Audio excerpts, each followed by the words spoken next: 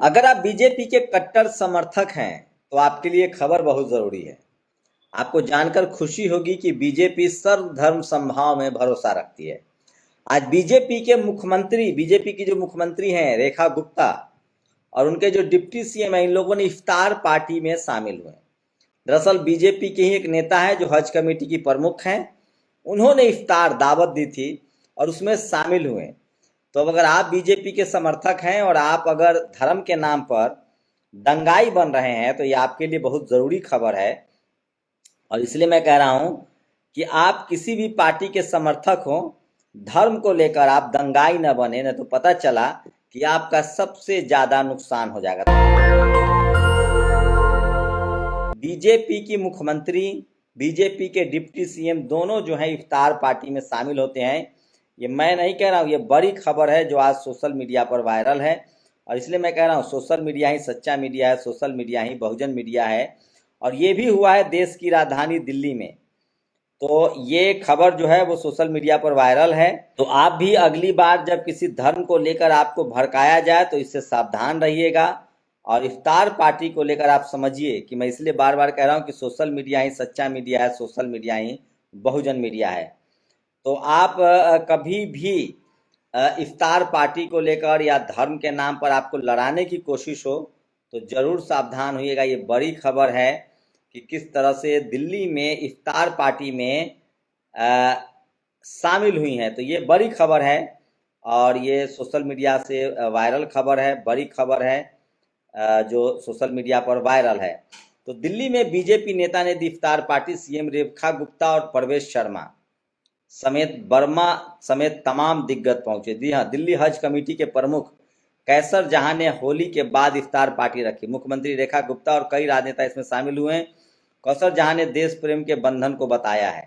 तो इफ्तार पार्टी में जो शामिल होने वाले हज कमेटी के लोगों ने इसमें कैबिनेट मंत्री परवेश वर्मा समेत कई राजनीतिक हस्तियां और आम लोग शामिल हुए। इसको लेकर कैसर जहां ने खुशी जताई है।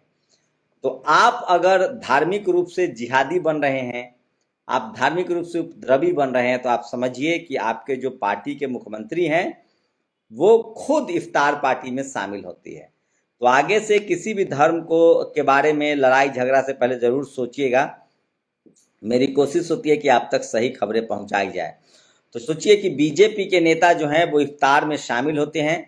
क्या आप कहीं पार्टी की वजह से धार्मिक दंगाई तो नहीं बन रहे हैं? आप ये बात समझिएगा जरूर, सोचिएगा जरूर, क्योंकि ये जरूरी है। और मैं इसीलिए कह रहा हूँ कि सोशल मीडिया ही सच्चा मीडिया है, सोशल मीडिया ही बहुजन मीडिया है। यूपी में कुछ नतीजे इस तरह के आए हैं जो आपको बताना चाहता हूँ। यूपी पुलिस की वैकेंसी भर्ती अब निकल गई है, उसके रिजल्ट आए। उसमें झा, पांडे जैसे टाइटल वाले लोग जो हैं वो ओबीसी में क्वालिफाई कर रहे हैं। क्या इनकी जांच होनी चाहिए? ये तमाम खबर जो है वो सोशल मीडिया पर वायरल हो रही है। और सोचिए, तो मैं ये तो नहीं कह सकता हूं कि इसकी सच्चाई क्या है, लेकिन ये है, नेहा सिंह राठौर ने इसको ट्वीट किया है कि पांडे, झा, मिश्रा ये ओबीसी लोगों का टाइटल कब से हो गया। लेकिन कई जगह टाइटल कई तरह के होते हैं, तो इसकी मैं पुष्टि नहीं कर रहा हूँ, लेकिन ये सोशल मीडिया पर सबसे ज़्यादा आज वायरल है, सबसे ज़्यादा खबर ये चर्चा में है। तो आप सोचिए किस तरह से आज की जो सबसे बड़ी खबर है वो मैं आपको बता रहा हूँ कि जो लगातार ये खबर जो है वो सोशल मीडिया पर वायरल हो रही है। तो अगर आप बीजेपी के समर्थक हैं, अगर आप बीजेपी को जानते हैं, बीजेपी के लिए लड़ते मरते हैं, तो सावधान रहिए।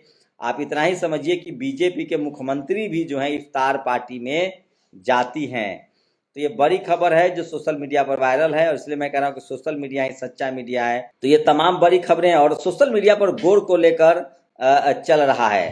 तो तमाम तरह के सवाल पूछे जा रहे हैं गोर्ख से, और ये सवाल पांडे, तोमर एवं झा जी लोगों को यूपी पुलिस आरक्षी पद पर ओबीसी कैटेगरी में नियुक्ति होने की हार्दिक शुभकामनाएं। खुरपेच ने भी इसको रीट्वीट किया है जो सोशल मीडिया पर वायरल है। अब एक बड़ी खबर, लगातार एससी एसटी ओबीसी के सब प्लान का पैसा ट्रांसफर कर दिया जाता है। खबर महाराष्ट्र से है। इस बार महाराष्ट्र में इस बार एससी और एसटी का जो पैसा है वो थोड़ा बहुत नहीं, लगभग 700 करोड़ रुपए 700 करोड़ रुपए जो है वो लाडली बहन योजना में खर्च कर दिया गया। तो सोचिए, SC ST एक कॉन्स्टिट्यूशनल सब प्लान है, उसका पैसा SC ST के भलाई के लिए खर्च होना चाहिए, उनके लिए स्कूल, उनके लिए स्कॉलरशिप, उनके बेहतरी के लिए, बिजनेस के लिए। लेकिन तमाम सरकारें इस देश में खर्च कर देती हैं दूसरे जगह में। अब खबर आई है कि 700 करोड़ रुपए, सोचिए 700 करोड़ रुपए जो हैं वो खर्च कर दिया गया लाडली बहन योजना को लेकर। सामाजिक न्याय विभाग के 3000 करोड़ रुपए और आदिवासी विभाग के 4000 करोड़ रुपए।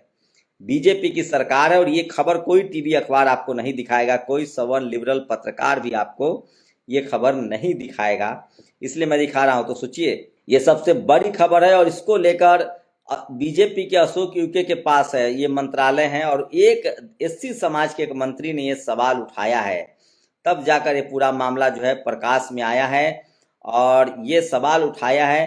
तो चलिए, काश SC ST OBC के लोग अपने संवैधानिक अधिकारों के लिए इसी तरह से अगर आवाज़ उठाते तो ये बड़ी खुशी की बात होती। लेकिन महाराष्ट्र में फूले अंबेडकर की साहू फूले अंबेडकर की धरती है और वहाँ सामाजिक न्याय के मंत्री संजय सिरसाट ने बड़ा आरोप लगाया है, अपनी ही सरकार से सवाल पूछा है कि SC ST का पैसा कहाँ खर्च कर दिए। मैं बार बार कह रहा हूँ, इस देश के SC ST OBC के लोग जब तक जागरूक नहीं होंगे तब तक उनका पैसा इसी तरह से खर्च होता रहेगा और आपको समझना पड़ेगा। तो सोचिए, SC ST का पैसा जो है वो जनरल फंड में खर्च कर दिया गया, लाडली योजना में खर्च कर दिया गया है। सोचिए, आप कल्पना कीजिए कि इकोनॉमिक वीकर सेक्शन के नाम पर अगर फंड का एलोकेशन होता और वो SC ST के लिए खर्च कर दिया जाता तो क्या स्थिति होती। तो SC ST OBC के नेताओं को समझना पड़ेगा, उनको इस तरह से सशक्त आवाज़ उठानी पड़ेगी। फिलहाल महाराष्ट्र के सोशल जस्टिस मंत्री ने ये बड़ा सवाल उठाया है कि आखिर SC ST फंड का पैसा आप लाडली योजना में क्यों खर्च कर रहे हैं। ये एक बड़ा सवाल है जो सोशल मीडिया पर वायरल है और इसलिए मैं कह रहा हूँ कि सोशल मीडिया ही सच्चा मीडिया है, सोशल मीडिया ही बहुजन मीडिया है। तो ये बड़ी खबर है। तो 700 करोड़ रुपए जो है वो ये दूसरे मद में इस फंड को खर्च कर दिया गया और ये हमेशा से होता रहा है। अभी अशोक भारती हैं जो बहुजन समाज से हैं और वो लगातार फाइनेंशियल सेगमेंट को देखते हैं, बजट में SC ST के लिए क्या प्रावधान हुआ। जब तक आपके लिए बजट में प्रावधान, बाबा साहब ने संवैधानिक अधिकार किया है कि SC ST को जितनी उनकी आबादी है उतना उनके बजट में हर मंत्रालय में पैसा होना चाहिए। OBC को लेकर अभी ये लड़ाई नहीं हुई है। OBC को अभी मंडल कमीशन की सिफारिशें में 2 ही सिफारिश लागू हुई है, एक नौकरी में आरक्षण जहां अभी भी देश भर में 27% नहीं मिल रहा है, दूसरा स्कूल कॉलेज में आरक्षण।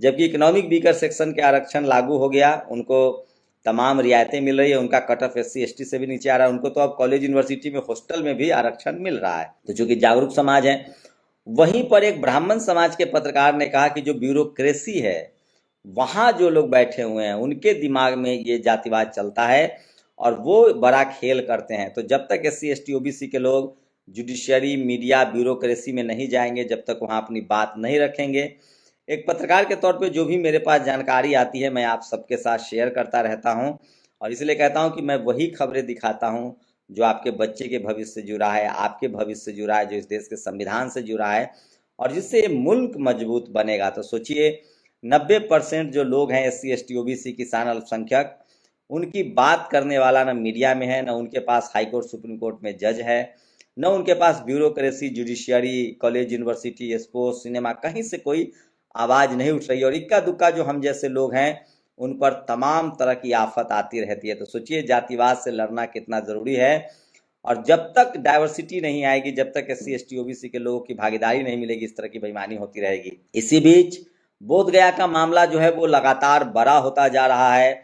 बोधगया टेम्पल को लेकर, बोधगया जो महाबोधि विहार है उसमें SC ST OBC हिंदू नहीं है, सिर्फ सवर्ण हिंदुओं की भागीदारी होती है, उसको बुद्धिस्टों के हवाले किया जाए, इसको लेकर लगातार जो है मामला बड़ा होता जा रहा है। और ये अलग बात है कि आपको टीवी अखबार नहीं दिखाता है, लेकिन सोशल मीडिया पर ये चल रहा है। मैं बार बार कह रहा हूँ, इस देश में आदिवासियों का धर्म हो, उसको भी सोचिए, आज बड़ा पावा त्यौहार है ट्राइबल संथाल लोगों का, वो भी टीवी अखबार आपको नहीं दिखाएगा। आप बुद्धिस्टों का कोई धर्म त्यौहार नहीं दिखाया जाता है, शायद ही किसी टीवी अखबार पर दिखाया गया हो, लेकिन सोशल मीडिया रंगा हुआ है। तो ये SC ST OBC किसान अल्पसंख्यकों को सोचना है कि टीवी अखबार आप जब तक देखेंगे आपके संवैधानिक अधिकार की बात नहीं होगी, आपको नेशनल दस्तक जैसे चैनल ही देखने पड़ेंगे जो आपके संवैधानिक अधिकार की बात करता है। शुक्रिया।